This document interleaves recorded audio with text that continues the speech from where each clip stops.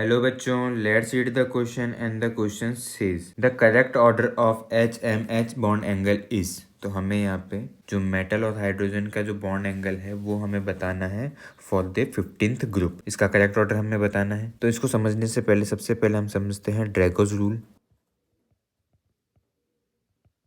इसके अकॉर्डिंग क्या होता है कि कोई भी एक कंपाउंड है, एक मॉलिक्यूल है, उसके सेंट्रल एटम के ऊपर, उसके सेंट्रल एटम पे at least one lone pair present होना चाहिए, वन लोन पेयर होना चाहिए एटलीस्ट।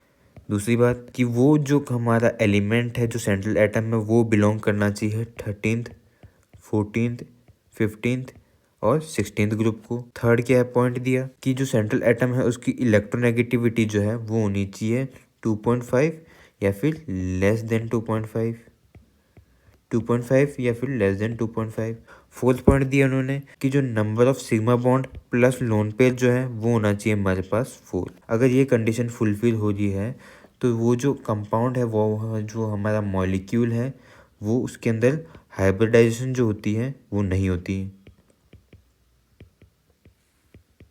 तो क्या देखा हमने कि किसी सेंट्रल एटम के अगर एक लोन पेयर हो एटलीस्ट वो बिलोंग करता हो 13, 14 और 15, 16 ग्रुप को, उसकी इलेक्ट्रोनेगेटिविटी 2.5 हो या लेस देन 2.5 हो और उसके sigma bond and lone pair का जो काउंट है वो 4 हो रहा हो तो उसके अंदर हाइब्रिडाइजेशन टेक प्लेस नहीं करती है। तो जो हमारा 15th ग्रुप के हाइड्राइड्स हैं ammonia, phosphine, arsenic hydride, antimony and bismuth hydride. तो इनके अंदर क्या होता है कि जो हमारा अमोनिया है इसके अंदर देखते हैं कि सेंट्रल एटम पे एटलीस्ट एक लोन पेयर है, इन सब में है। ये सारे 13, 14, 15, 16 ग्रुप में से एक है, ये हमारे 15th ग्रुप के हैं तो यहाँ पे रूल एप्लीकेबल है। सेकंड पॉइंट भी। थर्ड की बात करते हैं तो इनकी जो इलेक्ट्रोनेगेटिविटी है वो लेस देन 2.5 होनी चाहिए। तो हमारे यहाँ जो एन है उसकी तो होती है 3 और बाकी सबकी लेस देन 2.5 होती है।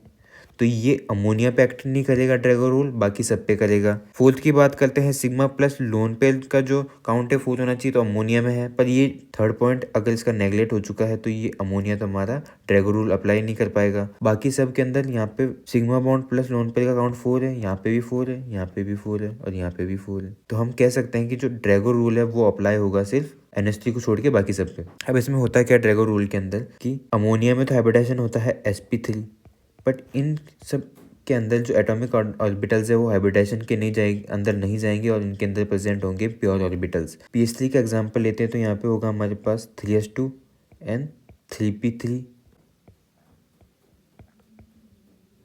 तो S के अंदर 3s के अंदर 2 इलेक्ट्रॉन प्रेजेंट हैं और 3p के अंदर एक एक इलेक्ट्रॉन प्रेजेंट है। तो ये जो एक एक इलेक्ट्रॉन प्रेजेंट है वो हाइड्रोजन के एक एक इलेक्ट्रॉन्स के साथ पेयर करके ये बना देगा pH3।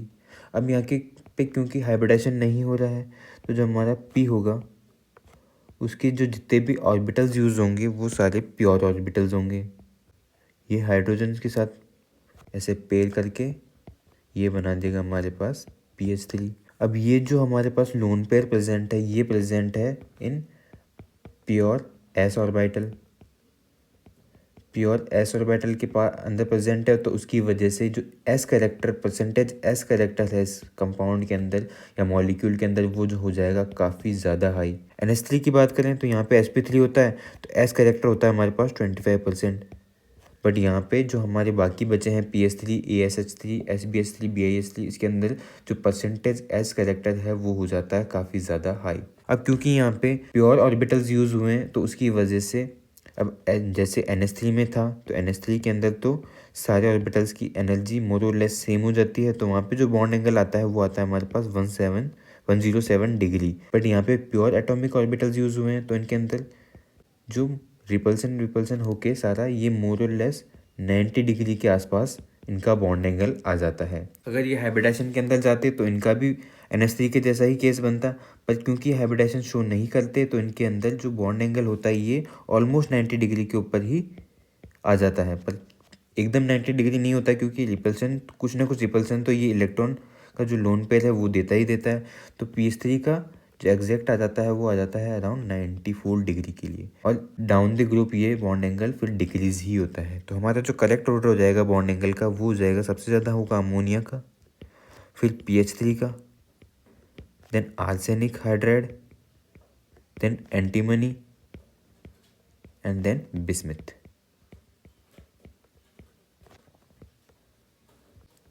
अब इसमें एक चीज़ और ध्यान रखनी है कि यही सेम ऑर्डर होता है इनके बेसिक नेचर का, लोन पे डोनेट करने का नेचर का, क्योंकि NH3 के अंदर तो हाइब्रिडाइजेशन हो रहा है, तो ये जो लोन पेयर है वो इजीली रिमूव हो सकता है क्योंकि यहाँ पे परसेंटेज एस करेक्टर काफ़ी कम है।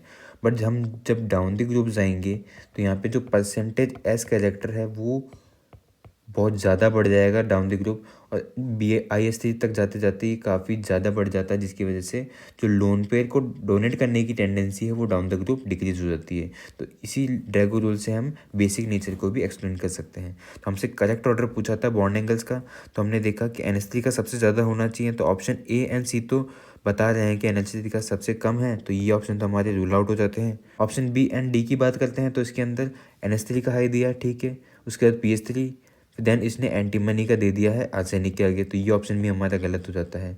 डी में दिया है PH3 सबसे ज़्यादा, then arsenic hydride, then antimony, then bismuth, तो ये करेक्ट हमारा ऑप्शन सही है। तो हमारा करेक्ट आंसर हो जाता है option D. Hope understood it well, all the best.